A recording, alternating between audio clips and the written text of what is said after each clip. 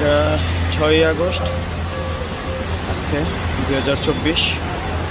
এটা এয়ারপোর্ট খিলক্ষেত মহাসড়ক।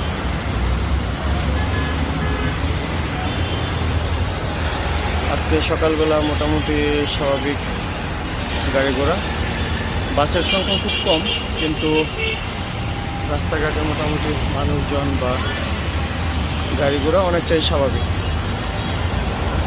যে কোনো কাজে কেউ বেরোইলে যে কোনো জায়গায় যেতে পারবে, আলাদার মতো কোনো ঝামেলা গ্যাঞ্জাম বা কোনো কিছু নাই।